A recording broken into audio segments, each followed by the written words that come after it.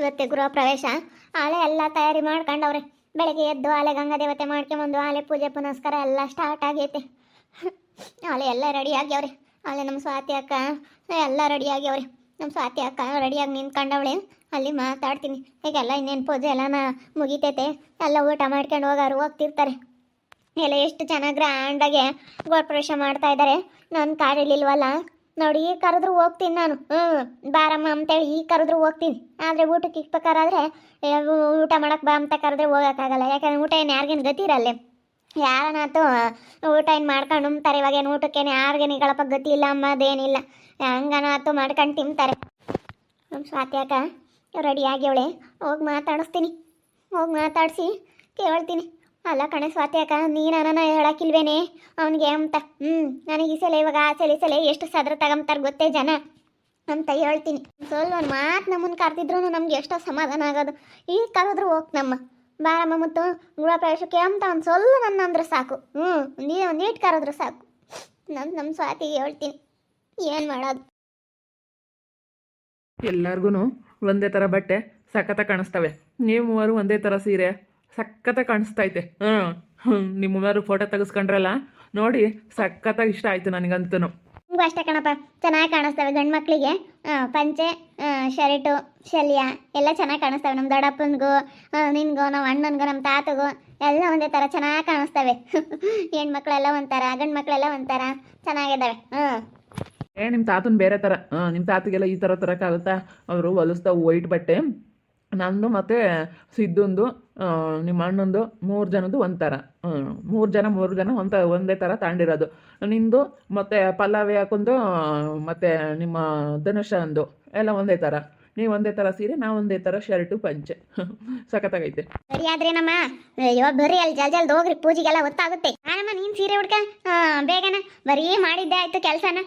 ಏನು ಮಾಡೋಣಮ್ಮ, ಅಲ್ಲೆಲ್ಲನ ಮಾಡಾರಿಲ್ಲ ಏನಿಲ್ಲ, ಒಬ್ಬಂಟಿಗ್ರು ಹೋಗಿ ಮಾಡ್ಬೇಕಲ್ಲಮ್ಮ. ಅವ್ರು ಯಾರು ಇಲ್ಲ ಪಾಪ. ಹೋಗಿ ಮಾಡಬೇಕು. ಮತ್ತು ನಾವು ಮಾಡ್ದಲೇನೆ ಇನ್ಯಾರು ಮಾಡ್ತಾರೆ. ಚೆನ್ನಾಗಿ ಕಾಣಿಸ್ತೈತೆ ಇಬ್ರಿಗೂ. ಸಖತ್ತ ಕಾಣಿಸ್ತಾ ಇದ್ದೀರಾ ಸ್ವಾತಿ, ಭಾಳ ಚೆನ್ನಾಗಿ ಕಾಣಿಸ್ತಾ ಇದೆಯಾ. ಸೀರೆ ಅಂತೂ ಎಷ್ಟು ಚೆನ್ನಾಗಿ ಕಾಣಿಸ್ತಾ ಐತೆ. ನಿಮ್ಗೂ ಅಷ್ಟೇ ಕಣಪ್ಪ, ಚೆನ್ನಾಗಿ ಕಾಣ್ತಾ ಇದ್ದಾವೆ.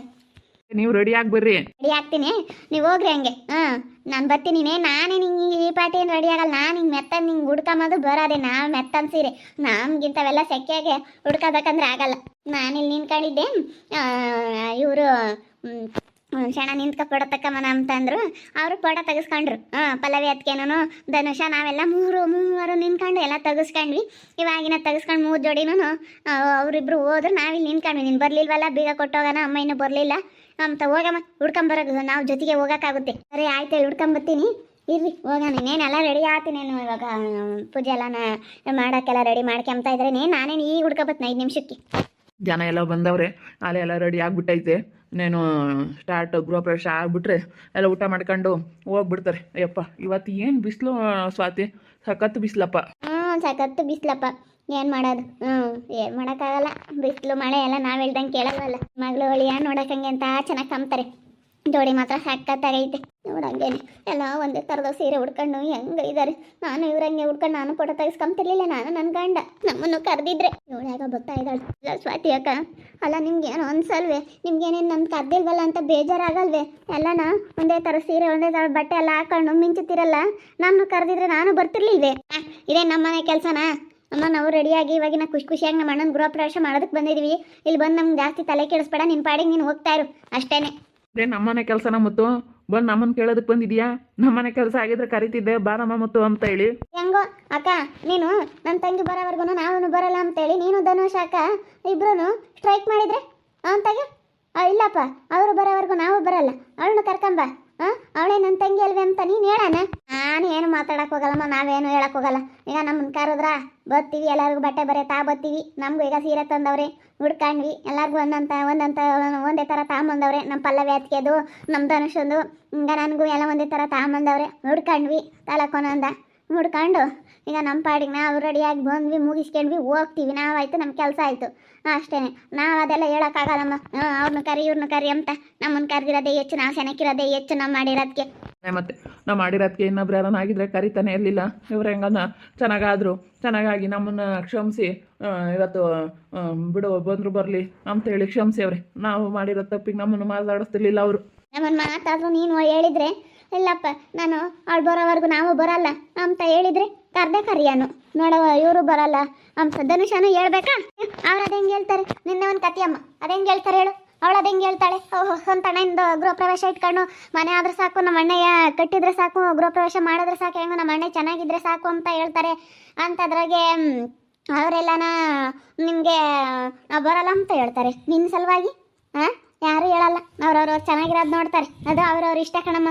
ನಾವು ಅದೆಲ್ಲ ಹೇಳೋಕ್ಕಾಗಲ್ಲ, ಅವ್ರ ಮನ್ಸಿಗೆ ಬರಬೇಕು. ಅವಳನ್ನು ಕರಿ ಇವಳನ್ನು ಕರಿ ಅಂತ ನಾವು ಹೇಳೋಕ್ಕಾಗಲ್ಲ. ಅದು ಹೇಳಿ ಕರೆಸ್ಕೊಂಡ್ರೆ ಅದಕ್ಕೇನು ಅರ್ಥನೇ ಇರಲ್ಲ.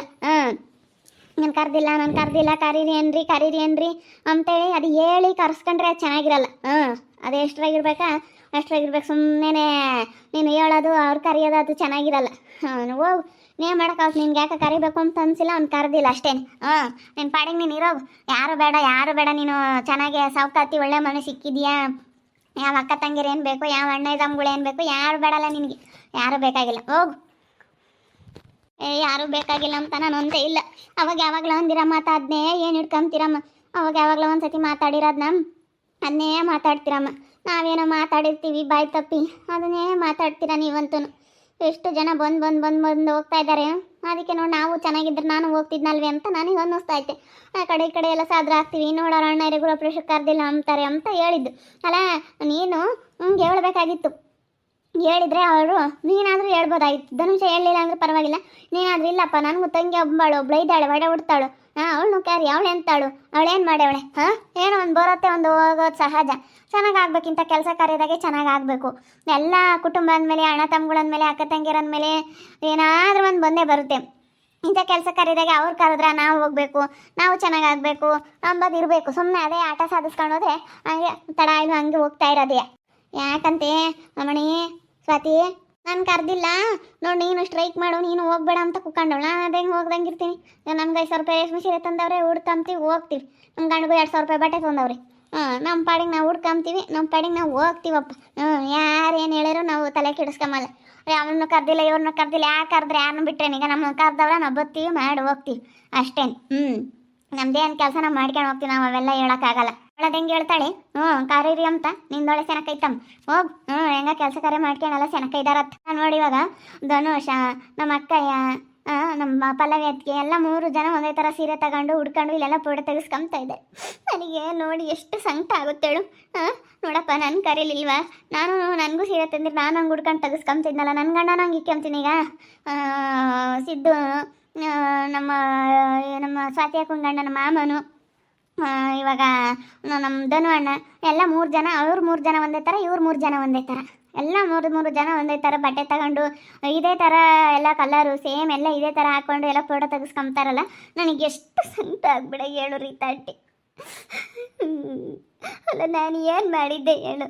ಅವಳು ನಮ್ಮ ಅಕ್ಕ ಆದ್ರೂ ಸ್ಟ್ರೈಕ್ ಮಾಡಿದ್ರೆ ಒಂದು ಮಾತು ನಾನು ಇಲ್ಲಪ್ಪ ನನ್ನ ತಂಗಿ ಬರೋವರೆಗೂ ನಾನು ಬರಲ್ಲ ಅಂತ ಅಂದಿದ್ರೆ ನನಗೆ ಎಷ್ಟು ಇವತ್ತು ಸಂಕಟ ಆಗುತ್ತೆ ಹೇಳು. ಅವರೆಲ್ಲ ನಿನ್ಕೊಂಡು ಫೋಟೋ ತೆಗೆಸ್ಕೊಂತಾರೆ ಎಲ್ಲ ರೆಡಿಯಾಗಿ. ನನಗೆ ಬೆಳಗ್ಗೆಯಿಂದ ತಡ್ಕೊಂಬಕ್ಕಾಗ್ತಿಲ್ಲ. ಈಗಾದರೂ ಬರ್ತಾನೆ, ಈಗಾದರೂ ಕಾಯ್ತಾನೆ ನಮ್ಮ ಅಣ್ಣ ಅಂತ ನಾನು ಅಂದ್ಕೊಂಡಿದ್ದೀನಿ. ನಾವು ಹೇಳೋಕ್ಕಾಗುತ್ತೆ ರೀತಾಕ? ಅಲ್ಲ ನೋಡಿ ಇವಳು ಹೆಂಗೆ ಮಾತಾಡ್ತಾಳೆ. ಅವ್ರು ಹೇಳೋಕ್ಕಾಗಲ್ಲ, ಅವ್ರು ಅದು ಹೆಂಗೆ ಹೇಳ್ತಾರೆ ಹೇಳು.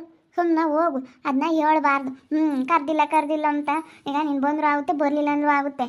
ಏನು ಅದ್ರಾಗೆಲ್ಲ ಏನು ಸುಮ್ಮನೆ ಅವರಿಗೆ ಕರೆಯೋಕೆ ಅವ್ರಿಗೆ ಗಂಡ ಹೆಂಡ್ತಿಗೆ ಇಷ್ಟ ಇಲ್ಲ ಅಂದಮೇಲೆ ಬಲವಂತ ಮಾಡಬಾರ್ದು. ಬಲವಂತ ಮಾಡೋದು ಅದೇನು ಚೆನ್ನಾಗಿರುತ್ತೆ. ಕರೀರಿ ಅಂತ ಇವಾಗೇನು ಕರೆಸ್ಕೊಂಬಲ್ಲ. ಕರೆದ್ರೆ ಹೋಗೋದು ಕಷ್ಟ ಅಂತಂದ್ರೆ ಕರೀರಿ ಅಂತ ಕರೆಸ್ಕೊಂಬೋದು ಅದೇನು ಚಂದ, ಅದೇನೇನು ಚೆನ್ನಾಗಿರಲ್ಲ. ಸುಮ್ಕಿರು ಮತ್ತು ಹೋಗು. ಸುಮ್ಮನೆ ನಿಮ್ಮ ಪಾಡಿಗೆ ನೀನು ಹೋಗೋದು ಕಳಿ. ನಾವು ಹೆಂಗೆ ಖುಷಿಯಾಗಿ ಇವತ್ತು ಗೃಹ ಪ್ರವೇಶ ಮಾಡೋಕೆ ಬಂದಿದ್ವಿ. ಇಲ್ಲಿ ಬಂದು ಏನು ತಲೆ ಕೆಡಿಸ್ತೀವಿ, ನಾವು ಹೆಂಗಾತ ಮಾಡ್ಕೊಂಡಿರ್ತೀವಿ. ನೋಡಿದ್ರಲ್ಲ ವೀಕ್ಷಕರೇ, ಎಲ್ಲ ಒಂದೇ ಥರ ಸೀರೆ ಪಂಚೆ ಶರ್ಟ್ ಹಾಕ್ಕೊಂಡು ಮಿಂಚುತ್ತಾ ಇದ್ದಾರೆ ಇವತ್ತು. ನನಗಂತೂ ಸಿಕ್ಕಾಪಟ್ಟೆ ಬೇಜಾರಾಗ್ತೈತೆ. ಏನು ಮಾಡೋದು? ಅಲ್ಲ ನೋಡ್ರಿ, ಇವಾಗ ನಮ್ಮ ಅಕ್ಕಯ್ಯ ನಾನು ಬರಲ್ಲ, ನನ್ನ ತಂಗಿ ಬರ್ದಿಲ್ಲದ್ಮೇಲೆ ಅಂತ ಅವಳು ಸ್ಟ್ರೈಕ್ ಮಾಡಿದ್ರೆ ಕರೆದೇ ಕರೆಯರೆ, ಯಾಕೆ ಕರೆದಂಗೆ ಇರ್ತಿರ್ಲಿಲ್ಲ. ನೋಡಿ ನಮ್ಮ ಅಕ್ಕ ಸ್ಟ್ರೈಕ್ ಮಾಡಬೇಕಾಯ್ತು, ಸ್ಟ್ರೈಕ್ ಮಾಡಲೇ ಇಲ್ವಲ್ಲ. ನನಗೆ ಅದಕ್ಕೆ ಭಾಳ ಸಿಟ್ಟು. ನಮ್ಮ ಅಕ್ಕ ಒಂದಿಷ್ಟು ಸ್ಟ್ರೈಕ್ ಮಾಡಲಿಲ್ವಲ್ಲ, ಹಂಗೆ ಹೇಳಲಿಲ್ವಲ್ಲ ಅಂತೇಳಿ. ಹಂಗಾದ್ರೆ ಹೇಳ್ದಂಗೆ ಕೇಳೋರು, ಅವರು ಕರಿಯೋರು ಅಂತ ನನಗೆ ಅನ್ನಿಸ್ತಾ ಐತೆ. ಈಗ ಕರೆದ್ರು ಹೋಗೋಣ ಅಂಬ ಅಂತ ಮನಸ್ಸು, ಆದ್ರೂ ನಾನು ಹೆಂಗೆ ಮಾಡೋಣ, ಹೋಗೋಣ ಬಿಡೋಣ ಅಂತ ಅನ್ನಿಸ್ತೈತೆ. ಈಗ ಕರೆದ್ರೂ ನಾನು ಹೋಗೋಣ ಅಂತ ಅಂದ್ಕೊಂಡಿದ್ದೀನಿ. ಒಂದು ಮಾತು ಕರಿಬೇಕು ತಾನೇ, ಏನು ಮಾಡೋದಪ್ಪ ಅನ್ನಿಸೈತೆ ಹೋಗತ್ತೆ. ನೋಡ್ತಾ ಇರಿ ಏನೇನಾಗ್ಬೋದು ಅಂತ ಮುಂದಿನ ಭಾಗದಲ್ಲಿ ನೋಡ್ತಾ ಇರಿ.